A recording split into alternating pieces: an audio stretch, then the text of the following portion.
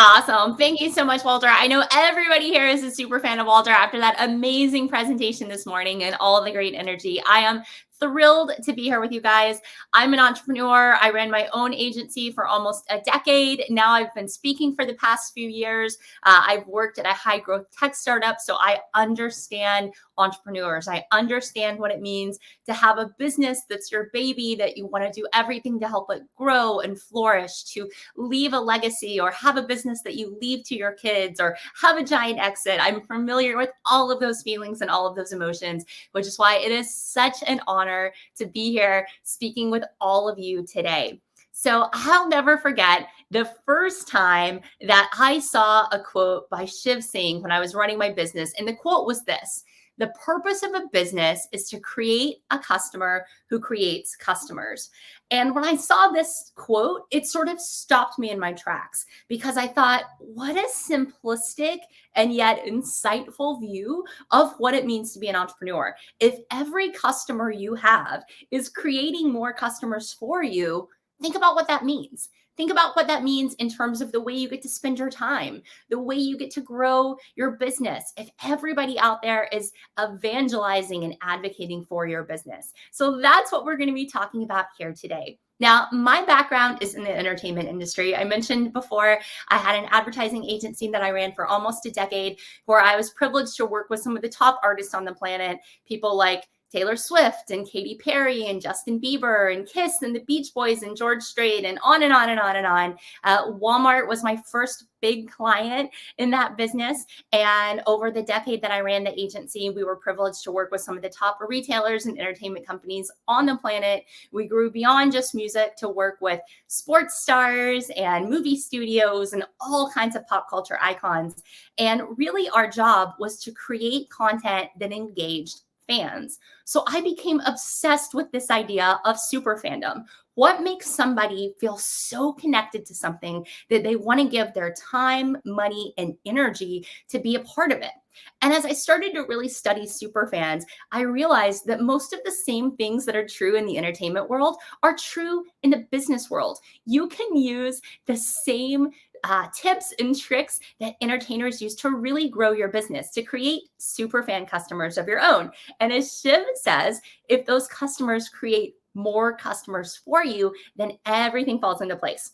So today we're going to be talking a lot about what I like to call super fans. Now, when you hear the word super fans, you might think of some of those entertainment fans that I was talking about before, people who paint their face on game day or show up in costume to watch a movie or have never missed a Comic-Con. And while that certainly qualifies, today we're going to be talking about super fans of your business. So here's the definition that I want you to keep in mind as we go through this. And it's 3 parts. So a super fan is a customer who is so delighted with the experience with you that they are compelled to take an action or tell others. So there's 3 important parts there. That first one is customer. Now, the reason it's important that we specify that this is a customer is we all have people in our lives who are super fans of us, families, maybe a colleague, somebody who's known you for a while. And while those people are important, a referral or a recommendation from them is not going to carry nearly as much weight as the recommendation as somebody who's actually been through your sales cycle. So part number 1, we're talking about customers. Part number 2, this is somebody who was delighted with their experience. They had a really great experience with your company. We're going to talk a little bit later about how we're living in what I like to call an experience economy right now. Experience is everything. It's the most critical thing that you should be focused on to grow your business and future-proof yourself against all kinds of competitors, current competitors, future competitors. The experience is where you're going to create those super fan customers. So we'll talk a lot about that in the moments ahead.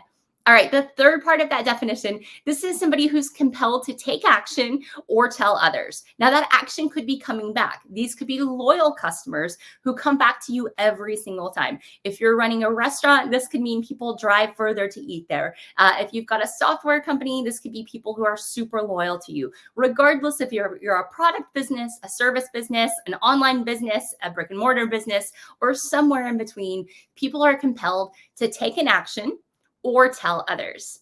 All right, got it? So that's the definition that we're talking about for superfan.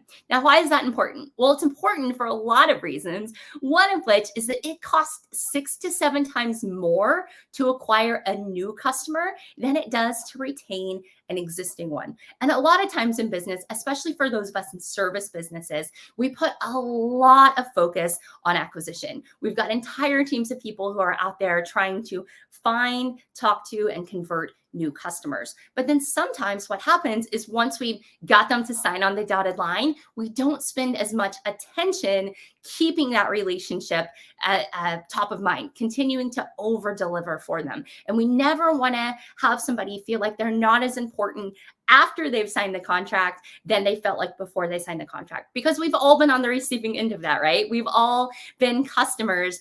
Utility companies are terrible about this, treating you really, really well at first. And then once you're locked in, not treating you nearly as well. And that's just a recipe for attrition. It's a recipe for people leaving you. As John says, yes, cable and phone companies, exactly. So we never want to do that. We never want to be that type of company.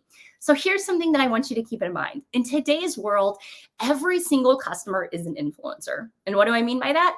We all have spheres of people around us who are compelled to take action based on our recommendations. Pop in the chat with a yes. Hit me with a yes if you've ever taken an action based solely on a recommendation from a friend or a colleague.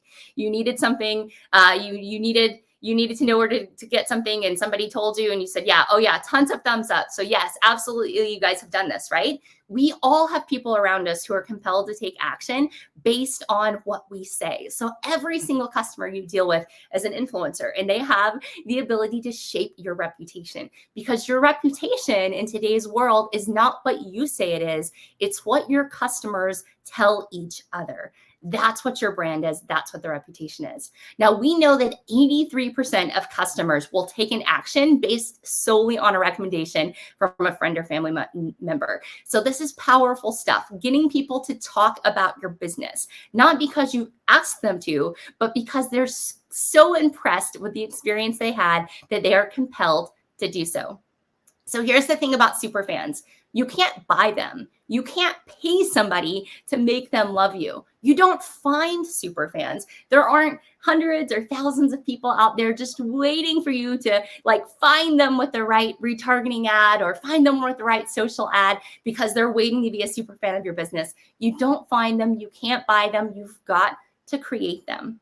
So how do we do it? That's what we're going to be talking about here today. Here's the secret. Here's something that I want you guys to remember, not just for the rest of the presentation, but for the rest of your lives. Superfans are created at the intersection of your story and every customer story. Your story and every customer story. That overlap, that's where superfans are created. A lot of time, entrepreneurs will say to me, I've got an awareness problem. Not nearly enough people know about my business. If I could just run some more ads, if I could just figure out how to get in front of the right eyeballs, everything would change. And sometimes that's true, but most of the time, it's not an awareness problem at all. It's an apathy problem. There are plenty of people who know, they just don't care. And they don't care because you haven't given them a reason to. You haven't showed them why your thing is relevant to their thing, how you fit into their life. So just like a recording artist who's trying to make it big, you've got to connect with people one story at a time, one customer at a time, by being compelling enough to break through all the noise. You want to be that signal in the noise. You've got to be stronger than apathy. You've got to be stronger than the fact that we all have so much going all the time. So that's really the way that you do it, is by connecting your story to every customer story. And we're going to talk about how to do that. So all of you are going to get a free copy of my SUPERFANS System playbook that's going to cover everything we talk about here today and give you some next step takeaways to implement all of this. So definitely take notes, but don't feel like you have to write everything down, because you guys are going to get a copy of everything we cover in the presentation, including the 5-step superfan system. So if you want to create those superfans, if you want to be stronger than apathy to take people to that advocacy stage, being great is no longer good enough. You've got to be super. What does that mean? S, start with your story. U, understand your customer story. P, personalize and connect. E, exceed expectations. And R, repeat. This is the SUPERFANS system that we're going to go through today. We're going to be spending most of our time focusing on E, exceed expectations, because as I said, we're living in an experience economy. But the playbook will give you guys actionable tips and exercises to rate your business and see how you're doing in each of these 5 pillars. All right, let's go with S. Start with your story. You guys got so much great information from Walter earlier today. I know you're all set on your story, your uniqueness, what it is that you do that no one else does. And that's so important because story is how and when people think of you. It's the positioning. It's you wanting to be top of mind at the right time for people to choose you at the exclusion of all others. And a really good way to start thinking about your story is by thinking about your superpower. What is it that you're the absolute best in the world at? A lot of times when I work with entrepreneurs, I say, tell me why people should choose you instead of any of your competitors. And they don't really have a clear answer, or they have a lot of different answers.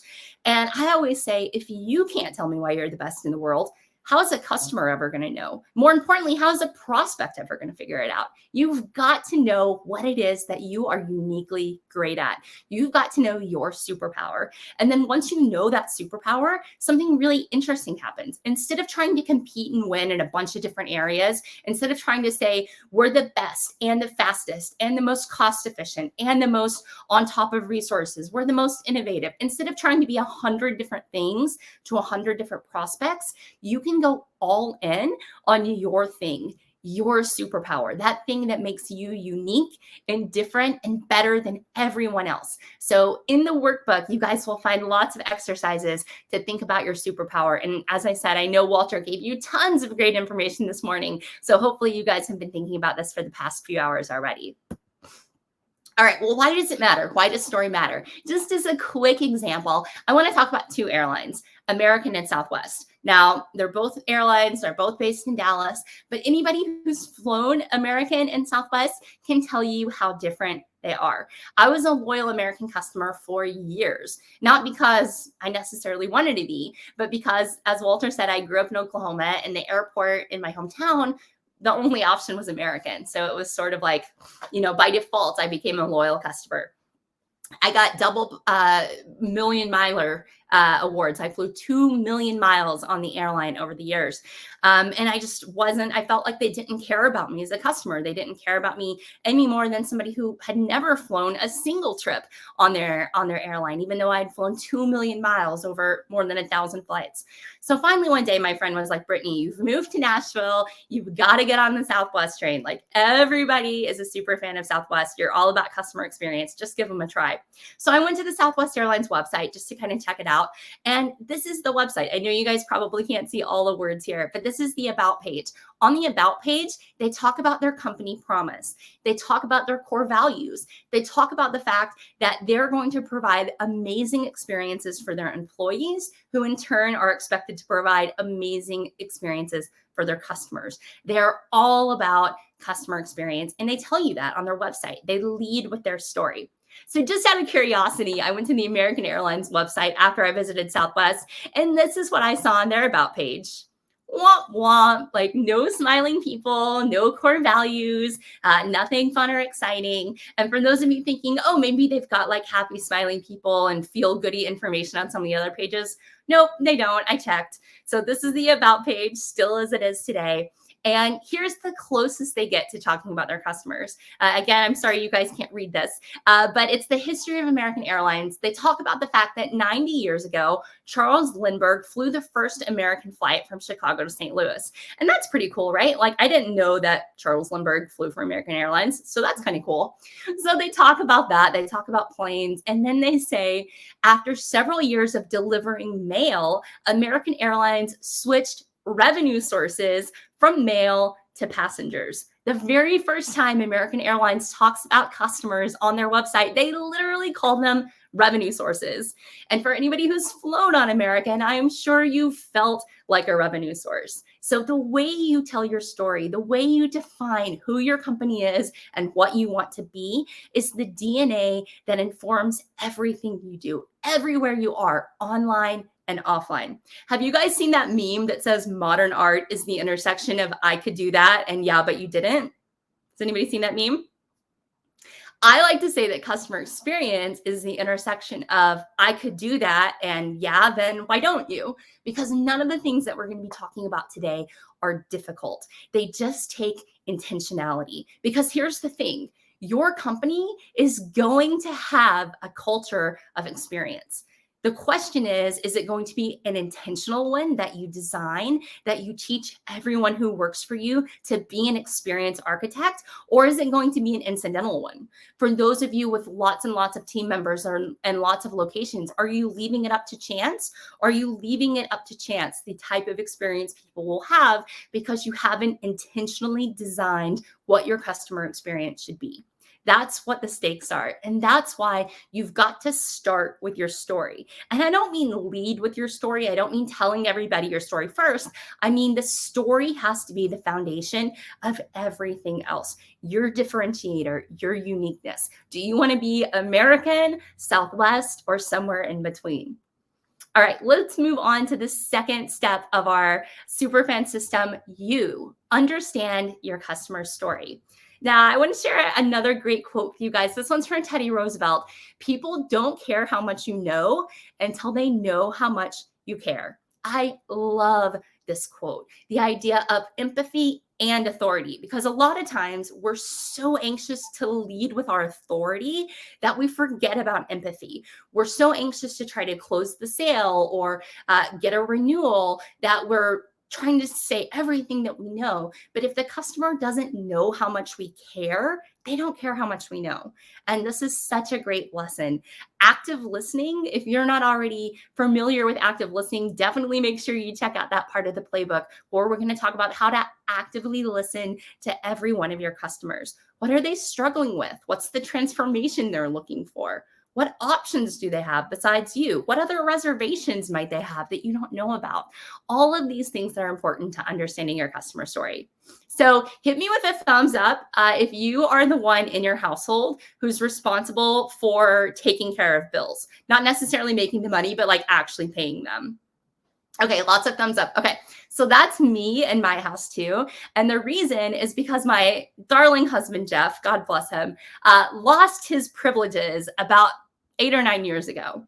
So we had been married for a few years and we were moving from one apartment in New York City to another apartment in New York City. And we were so excited because it was like a much bigger place. We were going from a studio to a 1-bedroom. So I was like, I love the fact that I'm going to have a door. Like I can be on one side of the door and you can be on the other side. It's going to be great. We were so excited about this move. And the one thing that we weren't excited about was the building we were moving into was only a Time Warner cable building. We had Verizon Fios for the past few years, and we were so bummed that we were going to have Time Warner. For those of you who don't know Time Warner, they have, an NPS score of like, I don't know, negative 612 or something. And they're notorious for just being the worst. So when we moved into the building, we didn't have internet for the first few days because it was going to take like a week for them to come set it up. So we were like stealing Wi-Fi from neighbors. And we finally flipped a coin to see who would be the person that was there when the cable installation guy came. And of course, the window they gave us was something like, we'll be there between 8 a.m. and a week from now. And so my husband lost the coin toss. So he stayed home for the Time Warner guy to come install everything. And when I got home from work that day, I said, hey, how did it work? Like, how was the cable install? And he was kind of grumbling a little bit. And I was like, whatever, we have internet and TV. That's all I care about. So anyway, fast forward about 3 days later and the cable's not working. Like we can't watch TV. The internet's not working. And he says, you've got to call the cable company. And I said, okay, that's only fair. You were the one that was here for the installation. I'll call the cable company. So I call the 800 number and I get some sort of message that's like, your call is important to us. We'll be with you in 53 minutes or, one of those. So I'm like waiting. And finally, the guy from Time Warner picks up the phone. And granted, this guy on the phone is the only thing that's standing between me and having working internet and TV again. So I said, hey, thank you for taking the call. I'm calling because my internet doesn't work. Like it's been 3 days since we got our service. Everything was fine. I have no idea what happened. Like I unplugged the router and the modem and nothing's working. And he said, okay, let me help you out. What's your username? And I said, I don't think we have a username. We haven't got a bill or anything yet. Like it's only been a couple of days. And he said, no, you definitely would have a username. You have to set it up as part of the install. And I was like, okay, cool. Let me go ask my husband. And so I said, hey, Jeff, do we have a Time Warner Cable username? And he said, oh yeah, it's Time Warner Sucks. So now I have to like repeat this to the guy on the phone, who again is the only one standing between us and having working internet. And I'm like, yeah, our username is Time Warner Sucks. And it's like silent. And I'm like, okay, did he hang up on me? But he didn't. He's quiet for a second and he says, okay, what's your password? And so I go back in the kitchen and I say to my husband, what's our password? And my darling husband, in his infinite wisdom, made our password really sucks, exclamation point. So now I get to repeat this to the guy on the phone and he's quiet for a second. And he said, wow, you said you got your service 3 days ago? And I said, yeah. And he said, I'm surprised that username was still available. I would have thought for sure it would have been taken by now. Which was awesome, right? Because in that moment, he had the emotional intelligence to totally flip that situation around. I was feeling like such a jerk. I was so embarrassed. I like walked into the situation I knew nothing about, and he had that emotional intelligence to flip it around. And here's the thing, every customer represents your business. That's something that's inspiring and terrifying for all of you on the call who are entrepreneurs, knowing that it doesn't matter if somebody's been with your company for 2 weeks or 25 years. When they're interacting with a customer, they are your business. That's the representative of your company. So that's why understanding your customer story and being intentional about the experiences that you want to deliver is so important. So empathy and authority. People don't care how much you know until they know how much you care. And then, of course, the other lesson on that call is if you're married to somebody who thinks it's funny to make crazy usernames, just take away all of their ability to do anything. Jeff is no longer able to do anything. Like HBO Max, Hulu, Netflix, doesn't matter. He is banned. Like I am the one who controls all of the bills we pay and all of the subscriptions. All right. So I'm going to share one more quick quote with you guys. This one's from Oprah. I feel like it fits so well into this understanding your customer story. This was from the final day of her talk show. She said, I've talked to nearly 30,000 people and they all had one thing in common. They all wanted validation. Every single person you ever meet shares that common desire. They want to know, do you see me? Do you hear me? Does what I say mean anything to you? So validate them. I see you, I hear you, and what you say matters to me. As entrepreneurs, you all are changing the world, quite literally, right? You're creating things where things didn't exist before. You're employing workers. You're changing communities. You're strengthening the world around you. So you've got this enormous power, and everyone who works for you has this enormous power to really make your customers feel seen and heard and understood. We've all had those days that have been horrible days, and with one interaction, they were totally turned around. So with intentional experience design, it's all about empowering all of your employees to try to leave every customer a little bit better than they found them. I'm a huge proponent of the idea that every experience you have, every interaction you have is going to be one of three things. It's going to be a net neutral, a net positive, or a net negative, meaning at the end of the interaction, you're going to feel either better, worse, or exactly the same as you felt before that interaction. So if every one of your employees takes up the mantra of leaving every customer a little bit better than before the interaction, think of what that means. Think of that power in perpetuating these customers who create more customers for you. We all want to spend time with people who lift us up, who have that positive energy, who make us feel better. So think about that. Is the experience a net neutral, a net positive, or a net negative? Thank you guys for all the thumbs up. You're definitely making this a net positive experience for me. And I hope all of you feel the same at the end of our presentation today.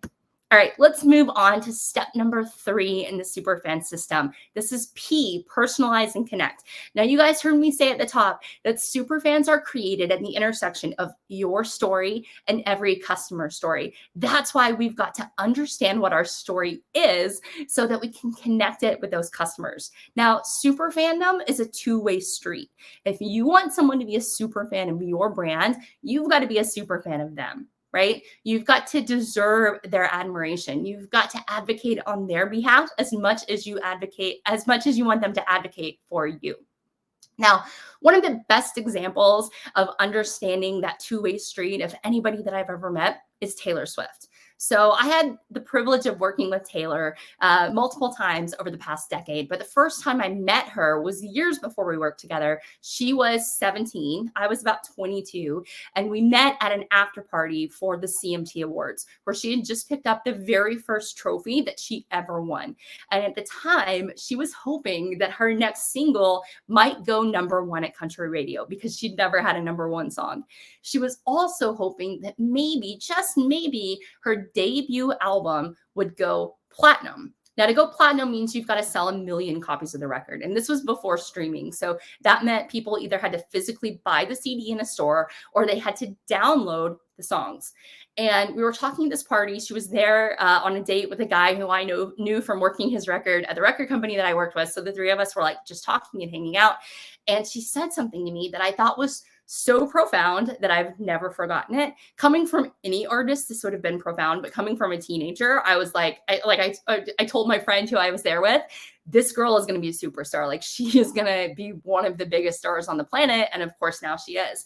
And what she said to me was, I know that if I want to go platinum, if I want to sell 1 million records, I've got to make 1 million people care enough about me to buy my CD or download my songs.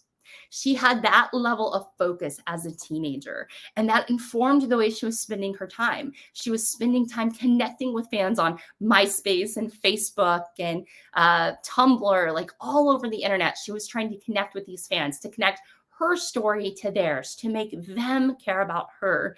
And if you want to create the kind of customer advocates that help grow your business naturally in a grassroots fashion, that's the way you do it, is by making those customers feel like they're as important to you as you can be to them. You've got to create and share content that connects your story to your customers. Now, I know a lot of you are probably far more advanced in social media than a lot of the audiences that I talk to. I'm guessing that if you're running your own business, you're probably not intimidated by the changes in socials. But sometimes people say to me, what do I need to do to be successful on social media? And I always say, well, keep in mind that there's 2 things in the name. The first one is the word social. You've actually got to socialize with your customers. Again, it's a two-way street. And the second one is media. Imagine you're running a media company. You're trying to share content that's important to your audience. There's 2 types of content. There's the filler content, where you're just sharing something that exists already, and pillar content, which is content that you're creating around your story to connect with your customers. And that pillar content doesn't have to be rocket science. It doesn't even have to be something that's 100% aligned with your company. Sometimes people say to me, I want to be more active on social, but I don't want to share pictures of my kids, or I don't want to give away too much about my personal life. And I always say, you don't have to. One of my favorite examples of somebody who's so much fun on social media is my friend Lloyd. My friend Lloyd is head of sales at a record company, and he hates it when people spell his name wrong. Specifically, he hates it when they spell his name wrong on his coffee order, because he goes to get coffee every day and he travels a ton for his job. So a few years ago, he started just posting pictures of people misspelling his name on coffee cups. These, I picked 8 from his social media, but there's probably, 80 or more, because he thinks it's so annoying when people spell his name wrong. So he started posting these, and it became a thing. And now every time he posts one of these, there are hundreds of comments and likes and shares and such engagement, because people think it's so funny that Lloyd is so triggered by people spelling his name wrong. So what does this do? Like, when you have something that can be your thing, it makes people think of you more than just when would be thinking about your business. So now, because Lloyd has had this funny gig running for years and years now. Every single time I get a cup of coffee, I think about Lloyd. Every time somebody spells my name wrong, I think about Lloyd. So creating content that connects your story to your customers doesn't even necessarily have to be about your thing. It's just trying to get people to think of you, to keep you top of mind, whether that's you as the entrepreneur, your leadership team, or the business in general, connecting your story to theirs. Each of you has unique things about your past that would make somebody so curious to learn more. So those fun and interesting things about you, I want you to create a story set list. That's one of the activities in the playbook where you'll be thinking about some of the stories that you can employ to make people think about you other than when they would normally be thinking about your business. So for instance, I like to talk about how my first job was as a radio station mascot because that's a pretty unique first job. And because of that, every time I see a mascot, I take my picture with the mascot and I share it on social media. And over the years of doing that, I have people who will randomly text me pictures of themselves with mascots or pictures of a mascot or stories about mascots because when they think of a mascot, they think about me. I've successfully positioned myself with that thing to make them think of me not just when they need a keynote speaker, but when they see somebody that reminds them of something and that trigger goes off in their brain and says, oh yeah, I know somebody who's done that. So that's why I like to talk about the time I set a Guinness World Record. That's why I sometimes mention that I went on Shark Tank. Like all of these things in your story, all of the uniqueness that you bring as an entrepreneur, figure out how to strategically leverage those points to connect with your customers and prospects' stories. All right, so the platinum rule I want to talk about here. Give me a thumbs up if you guys have heard of the platinum rule. A couple of you? Okay, great. So we all grew up with the golden rule, right? Treat others the way you want to be treated, which is a great rule, like no shade to the golden rule. But the platinum rule takes it a step further. The platinum rule says, don't treat others the way you would want to be treated because we all have different backgrounds and preferences. Treat people the way they want to be treated. Treat them the way they want to be treated. And when you can do that, when you make that subtle shift to communicate with people when and where they want to be communicated with and cater to them, it says, I care. It says we're catering to your needs. And again, that's going to set you apart from all of your competitors. All right, moving on to the fourth pillar in our super acronym E, exceed expectations.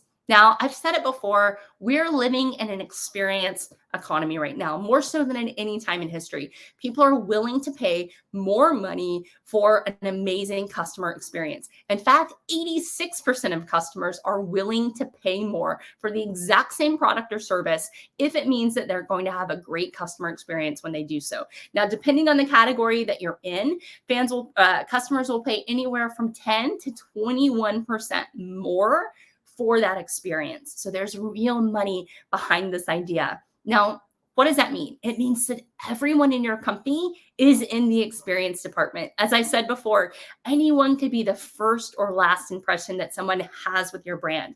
So regardless if somebody is in sales or ops or marketing or customer service or product, everyone has to be in the experience department. They all have to be aligned around what it is that your business exists to do and the unique way that you do it for your customers.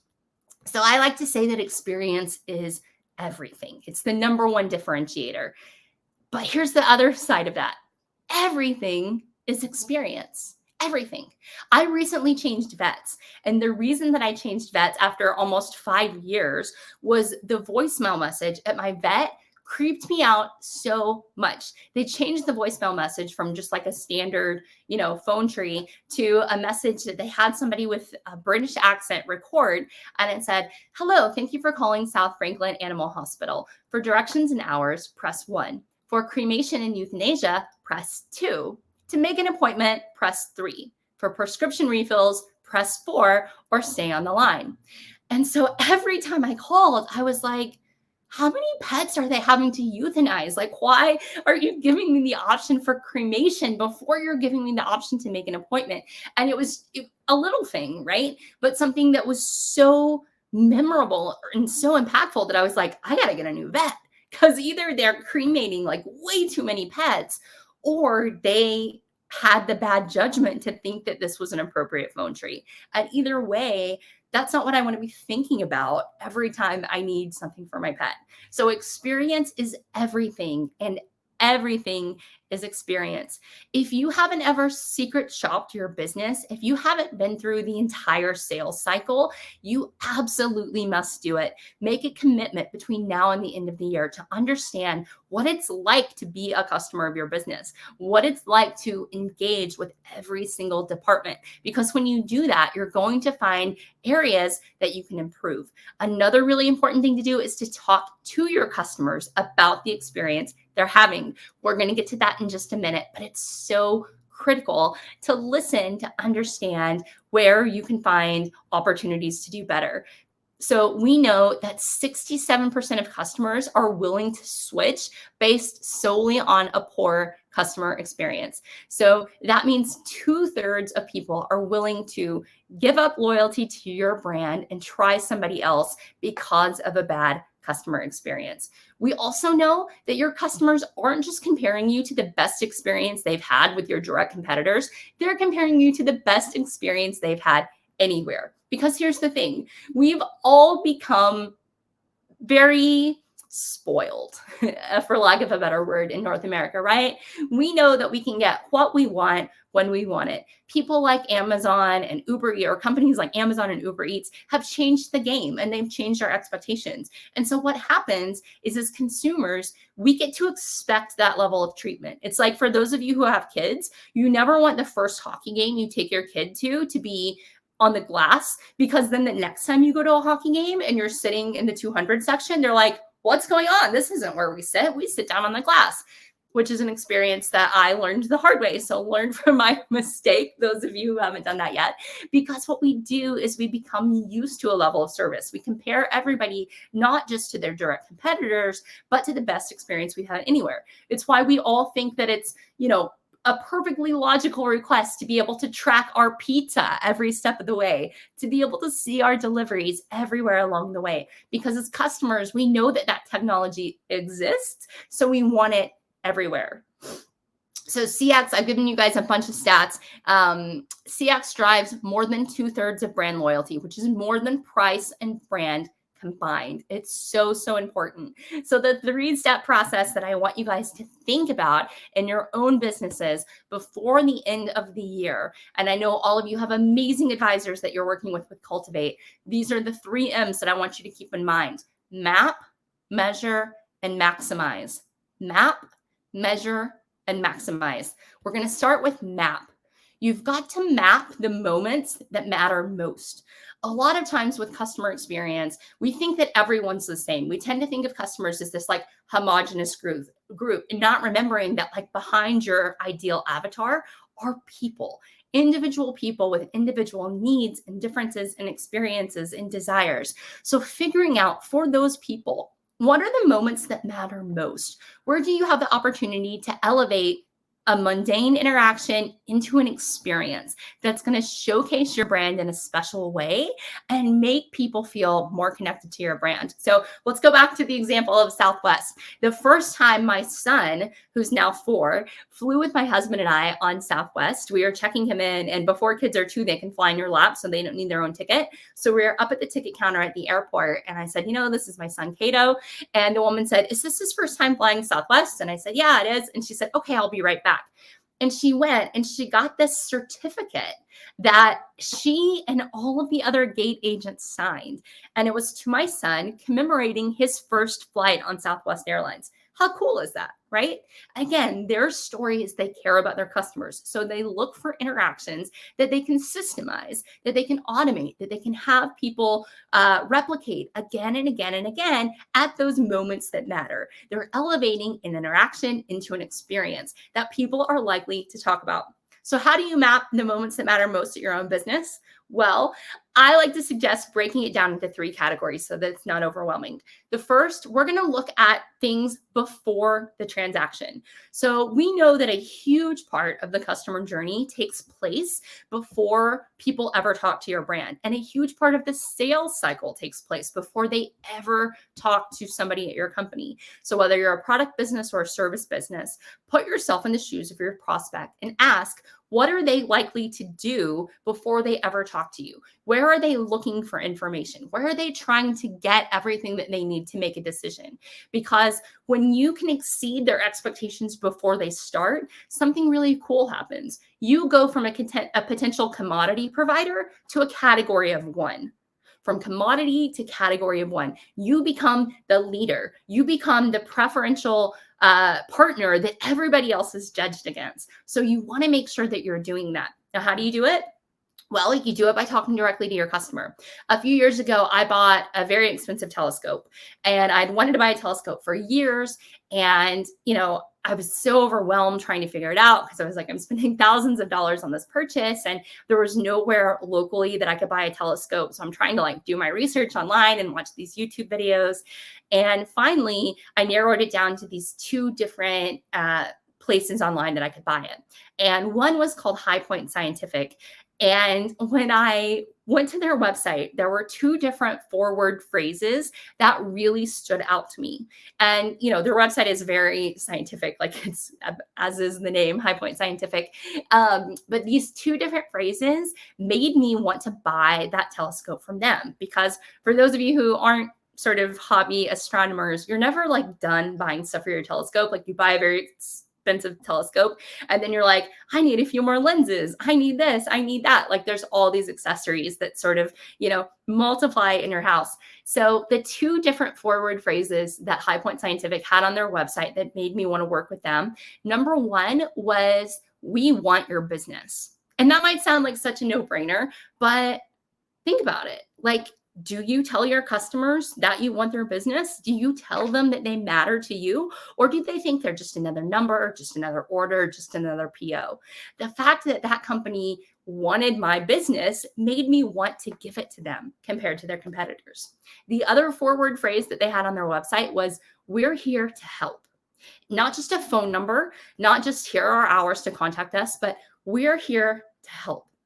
All of these things matter, all of these touch points, all of these interactions. Now, the things that matter most are going to vary from customer to customer. That's why it's so important that you actively listen and understand your customer story to map out these moments that are going to matter most to most of your customers and figure out how to elevate them from just a standard interaction to an experience that's going to make an impression. So the first thing you're going to do is look at all of those pre-purchase moments. What are they? What are the emails? What are the phone calls? What's the content that you're creating on your website? How can you elevate those interactions into experiences?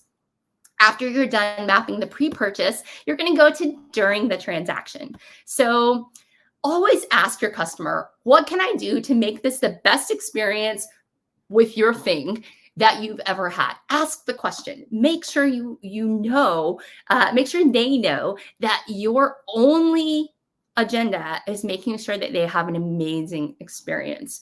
What are those points during your sales cycle, whether you are, very quick transactional or very long consultative? What are those moments where you can make sure your customer feels seen, heard, and validated, as the quote from Oprah shared earlier? So automation is so important, but automation cannot replace emotion. It cannot replace human interaction. I always say that I firmly believe that in our lifetimes, most high-touch human jobs will not be replaced by technology. AI at some point will absolutely be able to do everything that all of us do, or most of the things that all of us do. I don't think that's going to happen in our lifetimes. I'm 37, so I'm speaking for, people. Maybe if you're 17, it'll happen in your lifetime. But I think for most of us in our lifetimes, these high-touch, high-interaction activities will not be automated or replaced by AI. What I do think will happen is that humans who embrace technology will replace humans that don't. And businesses who embrace technology will replace businesses who don't. It's so important to have automation and technology as part of your customer journey, but to leverage it to automate things that aren't those moments that matter most, to free up human time for those moments that matter most. So it's a balance of figuring out what can you automate and what should you not. I'll never forget when I got my first Roomba and I was like so excited and I was setting it up and I was like, this is so cool. And it was like asking me in the phone app, do you want to schedule this Roomba to run at the same time every day? And I was like, no, I'll remember to run my vacuum cleaner. And for a couple of days I did. And then like a week went by and I was like, man, why is there so much dog hair on the floor? Like, didn't I just buy like a $500 vacuum cleaner? And then I was like, oh, right. I told it not to do its job. I was afraid to automate that thing. But automation has its absolute pluses in things where a human adds no value. Like me as a person saying vacuum now or later does not add value. So your goal as an entrepreneur working with your advisor is to figure out the processes and the interactions that you can automate and the ones that you should keep as human interactions. All right, so that's before and during. Now, what about after the transaction? What's something that you can do every time that both exceeds your customer expectations and sets you apart from your competitors? What's one thing that you can do that you can become known for? This doesn't have to be something that's revolutionary. This could be as simple as a handwritten note. I like to send handwritten notes to people. I'll never forget this one time that I had a meeting with a guy named Jeremy. I was running my startup at the time, and a mutual friend had connected us, and we had a coffee date. And it was one of those like really awkward moments where he definitely didn't want to be there. Like he was on his phone, he wasn't paying attention. After like 20 minutes, I was like, if you want to go, you can go. And he was like, okay, and totally went. He'd mentioned that his birthday was coming up that weekend in the few minutes that we spent together. So at the end of the week, when I was sending out all my handwritten thank you notes to everybody that I had met that week, I sent one to Jeremy. And I remember writing it thinking like, this is totally a waste of a stamp. Like this guy hated me. He's never going to work with our business. I remembered that he had said it was his birthday. So instead of sending a thank you card, I wrote a thank you note inside a birthday card and was just like, hey, I hope you had a great birthday. Sent it off, thought for sure I would never hear from him again. I think I probably even moved it to closed lost in my pipeline. And a few days later, my phone rang and it was Jeremy. And he said, hey, I just wanted to call and tell you, thank you so much for that birthday card. And I was like, yeah, of course. Like, how was your birthday? You said you were going to Hamilton, right? Like, how was it? And he said, no, you don't understand. Part of the reason that I was so off the day that we met was because I was really dreading my birthday because 3 months ago, I lost my grandma. And my grandma was the person who every single birthday, every year of my life would send me a birthday card without fail. And there were a lot of years where I didn't get birthday cards from anybody else, including my parents, but I could always count on my grandma. So I've been really bummed about my birthday coming up. And when I got your birthday card, I felt like my grandma put you in my life to send that card. And like, talk about getting hit with a ton of bricks, right? I was like, I didn't know what to say. That human emotion, that connection meant so much to him. Obviously, there was like nothing I could have done to create that kind of connection. Like I said before, you can't buy superfans. You don't find them. You've got to create them at meaningful moments. Now, could I have known that a handwritten note was going to mean that much to Jeremy? Of course not. But because it was part of my process, because it was something that I said, I'm going to do this every time at every interaction, I put myself in the situation to get lucky when that time came. So figure out what those repeatable things are that are signature to you, that can be very personalized to the individual as the note was, but also something that you do again and again and again. I was sending notes to everyone. They just varied a little bit based on the interaction. Okay, so after you map the moments that matter most, you're going to have to figure out a way to measure those moments. So we know that only something like 1 in 26 customers who has a negative experience with your brand actually takes the time to complain. The rest just leave a lot of the times, right? They just don't come back.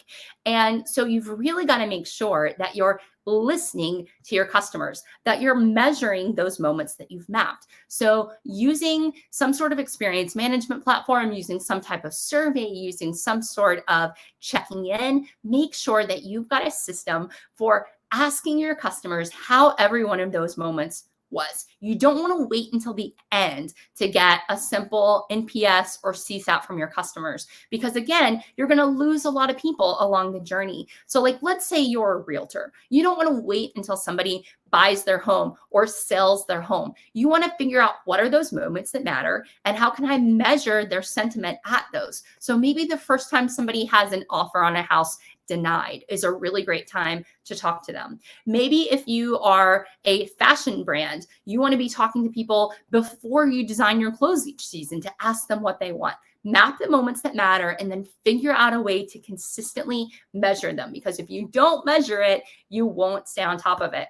And after you measure it, you've got to maximize it. Now, what do I mean by that? I mean figuring out a way to get people to share the interactions they have. I'll never forget the first time I was working with Feeding America, and the CEO said something to me that was sort of like, he said, do you know the number one reason people donate to Feeding America? And I was like, I don't know, like maybe people had food insecurity when they were a kid, or maybe because of, a celebrity endorsement. Like, I don't know, what's the number one reason? And he said, we always ask why people donate. And the number one thing that people say year after year after year is, I donated because I was asked. When you don't ask people for something, there's a very high likelihood that you won't get it. So asking people to make referrals, asking people to leave you a review. We know how important, especially for those of you who have local businesses, that your online reputation is. People are looking at your Yelp, they're looking at your Google My Business, they're looking at your Facebook page, because again, we value social proof. We value what others say. So maximizing those great moments people are having, but after they have a great interaction, strategically asking them to share it, whether that means leaving a Facebook review, whether that means saying, is there anybody else in your network who you think we could have the same impact or make this same transformation for them as we did for you? Figuring out how to maximize those moments. All right, the fifth pillar in the SUPERFANS system is R, repeat. Now, I love this quote from another amazing entrepreneur. I've shared so many of them with you guys today, but I hope you enjoy them as much as I do. Repetition makes reputation, and reputation makes customers. That's from Elizabeth Arden. Repetition makes reputation, and reputation makes customers. It's the thing that you do over and over and over again. It's the things that become part of what you're known for. So what are those things that you can automate to help create predictably amazing outcomes? As I said before, we know we can't automate emotion. We know there are certain interactions that human to human is always going to win. So what can you automate to free up more of your team's time to focus on those human to human interactions? And among things that you should automate is absolutely collecting and amplifying voice of customer, because we know that 88% of customers trust online reviews as much as they trust a personal recommendation. And I don't know if this says more about the power of online reviews or the sketchiness of the people that we're friends with, that we value the two so similarly, but we do. So figuring out what are the repeatable things that you can do and how can you use and leverage automation to repeat those, because you can't just be amazing for your customer part of the time. You've got to be amazing all the time. The most important interaction is always the next one. What are you doing to revalidate and reaffirm to your customer that they've made the right decision by working with you? All right, so that's the SUPERFANS system. S, start with your story. U, understand your customer story. P, personalize and connect. E, exceed expectations. And R, repeat. I want to take you guys through a quick story of a brand that does an amazing job of creating SUPERFANS to show you how some of these things come to life. And then we'll have a few minutes for questions. Okay, so Chewy. How many of you guys are pet owners? And how many of you are familiar with Chewy? Any of you? Awesome. Lots of thumbs up. Okay. I love talking about Chewy because every time I do, people share their Chewy stories with me. When my husband and I moved to Nashville, we got these two rescue puppies, as we thought you're supposed to do. We have these dogs, and this one dog was sick all the time. All of the food made him sick. And we were at the vet. And she finally said, you need to get this prescription dog food, which I didn't even know that was a thing. I had no idea prescription dog food was a thing, but only in America, I guess, right? So I'd remembered seeing a TV commercial for Chewy.com.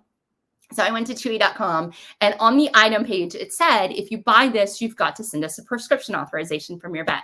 So this is the actual email that I sent to Chewy customer service after I placed the order. Hello, below and attached, please find the prescription authorization for this order. Thanks. A couple minutes later, here's the exact email I got back.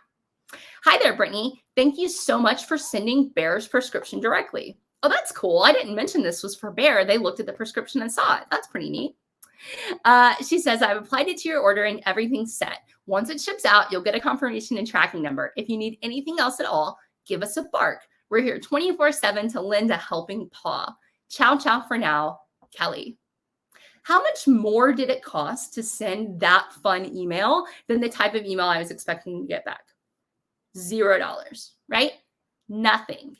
How much more fun was it, both for me on the receiving end and probably also for Kelly on the sending end? A lot more fun, right? Because she's connecting the Chewy story to mine. She knows that I've got pets. She knows that I care about them, and she's using these funny pet puns in her language. So I wrote back, perfect. Thanks so much for the quick response, Kelly. I really appreciate it. And so does Bear. Have a great day, Brittany. Again, thinking this is absolutely the last interaction that I'm going to have with this random person at Chewy. Nope, she writes back again. Hey there, Brittany. It's our pleasure. We're thankful every day for each and every wonderful member of our Chewy family like you. Guys, I'm part of a family now. I didn't even know I had this family, and now I'm part of a family. How cool is that? She says, please tell Bear hello. If you ever happen to snap a photo of him playing with his Chewy goodies, feel free to send it our way. We love meeting our VIPs. Very important pause. I've got this family and Bear's a VIP. She goes on from there. We're here 24/7, 365, rain or shine. If you ever need a helping paw or a listening ear, simply bark in our direction. We're always happy to hear from you. Over and snout, Kelly. Again, how much more did this cost? Nothing. But it took me from apathy to advocacy in about 13 minutes, right? It took about 13 minutes for me to thinking Chewy was some random place online to buy dog food to me saying, oh, this is an awesome company and I want to give them all of my business. Every interaction matters. Every interaction, no matter how seemingly mundane, can be elevated to an experience to showcase your brand, to connect your story to your customer story, to create those moments that matter in those differentiations. I'd love to tell you that this was the last interaction between me and Kelly, but I wrote back and I was like, of course I've got pictures of my puppies. Like, you should follow them on Instagram, and emailed back and forth a couple times. But the other thing I did was I was like, let me find out more about this Chewy company. So I looked it up, and they have a ton of things that are all about the customer experience. They send handwritten notes out to all of their customers for their puppies' birthdays. And when you're a new customer, they do so many other fun things. Like I said, I love talking about Chewy because every time I do, people will share stories about getting flowers sent to them after they lost a pet, or being told to donate extra food to shelters nearby. Like, they really put their money where their mouth is in terms of customer experience.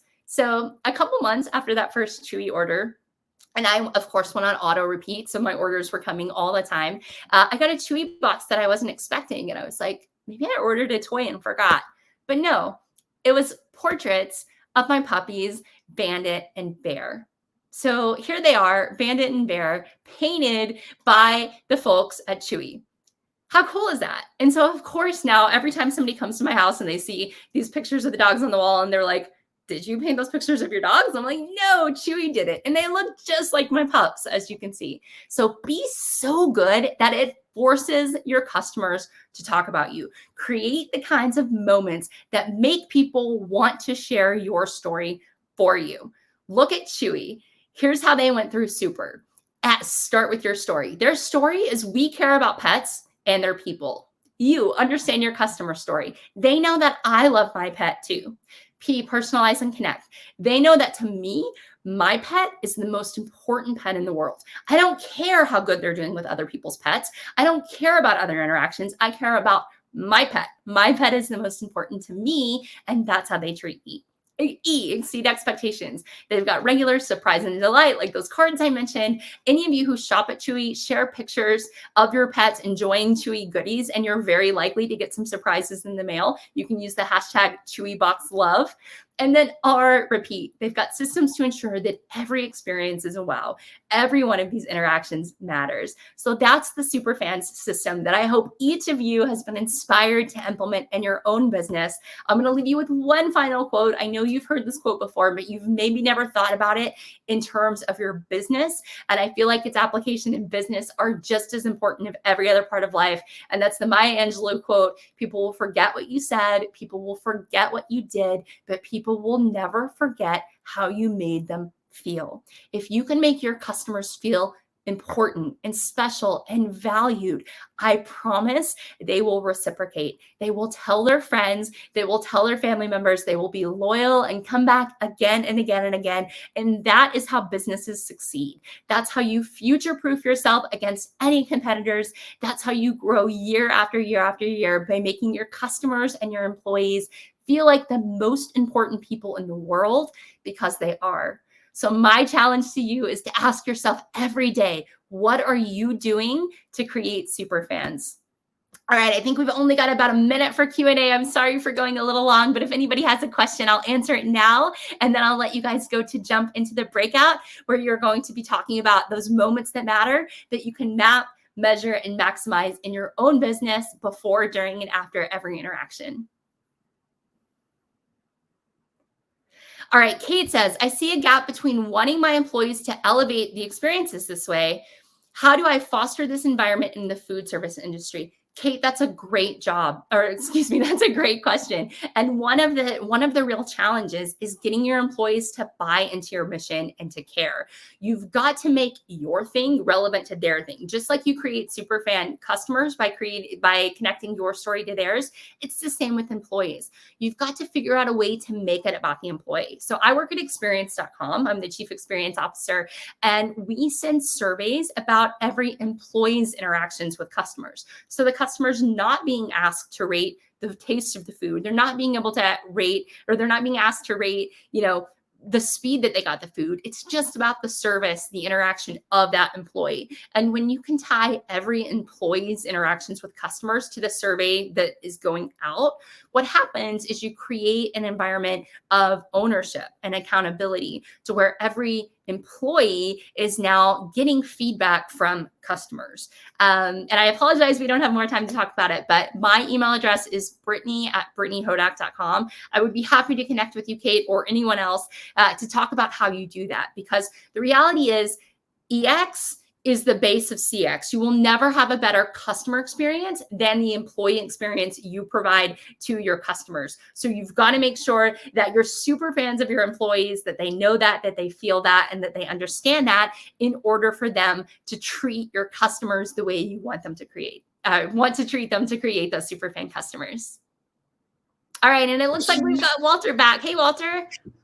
Hey, Brittany, let me tell you something. You are a machine, girl. You just you just brought it like nonstop. And I just want to just cover some of the things that hit home for me. I love your system, right?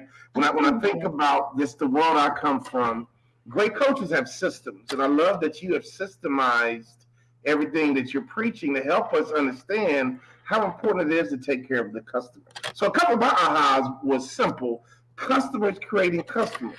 When I think about business, a lot of people want to grow a business, but if our customers are creating customers, that's multiplication, right? I was good in addition, but when we got in school and did multiplication, that's even more exciting because the numbers got bigger. So when I think about customers creating more customers, see, that's the multiplication. So, hey, who there today doesn't want to multiply their business, okay? If we can get our customers to create customers, we're getting out of the addition and subtraction. Now we're talking about multiplication. Who doesn't want that? Another one is that every customer is an influencer. Oh my God, that's like, if you think about Yelp, if you think about some of the social media stuff we have, a lot of the comments we hear are extreme. Either the restaurant was great or this restaurant was horrible, right? You don't get anything in the middle, right? So think about all of our people, who own businesses. That's true. I mean, that is true. Every customer is an influencer, and there's no gray area anymore. They either love you or they hate you. Okay, so we're gonna have those extremes, Brittany. I think it's important that they love us, right? It's And we have important to that they do love us. And if they hate us, like I didn't have time to get into it, but you guys can Google something called the service recovery paradox. There have been so many studies done on this, and it's fascinating. When you do have a slip in customer service or customer experience, as you inevitably will, right? Like things go wrong. The really interesting thing is your customers don't expect you to be perfect. They just expect you to fix it when things go wrong. And when you can fix a mistake for a customer or solve a problem, almost every time what happens is that customer becomes more loyal and more dedicated to your business than if things had never gone wrong in the first place, because all of a sudden you've humanized yourself to them, you've connected your story to theirs. And if you can do it in a way that makes them feel really heard and seen and engaged, not only are they very likely to be more loyal, but they're also very likely to tell people about how you flip that experience. So it's very fascinating. It's called the service recovery paradox if you want to read more about it. But so don't feel like you've got to be perfect or your employees have to be perfect all the time. You just got to have a great plan for when things go wrong and knowing how you're going to turn it around for those customers. And here's my final thought, and I just want you to send this home with the bang because you've been fantastic. You know, we talked about it earlier. We're all in the people business, right? So sometimes when you do make a mistake, and we're human, we're going to make a mistake. You know, the pizza's going to come out cold. You don't get the copies done in time. The photos are blurry. Whatever business you're in, right? Your car service and the car's late. Your software didn't work. It doesn't matter. But sometimes when you screw up, it's another opportunity to almost create another fan, right? And so we're in the people business. And I think you just gave us something fabulous because at the end of the day, we're all dealing with people, right? And so if we can manage these people effectively, it's going to help us make more money. So any final thoughts? Because we're going to go to these breakouts and continue this theme of creating loyal customers and loyal fans who are going to recruit on our behalf. Any final thoughts before we send everyone on their way to keep talking about you and your message? Oh, thank you, Walter. I would say as my final thought, a quote that I saw the other day from the former chief design officer of Apple. It's very easy to be different. It's very difficult to be better. So as you're focusing on your uniqueness, as you're thinking about what it is that your business can do to set you apart from your competitors, don't lean too much into the different. Make sure that the different is actually better, because when you're focused on that better and when you make your uniqueness around something that's going to increase the likelihood that people will advocate on your life because or on your behalf because you're making their life better, that's where you create those moments that matter. So focus on being not just different, but better. Repeatable actions you can train your team to do every single time that will become part of your story and your reputation so that your customers are out there creating even more customers for you.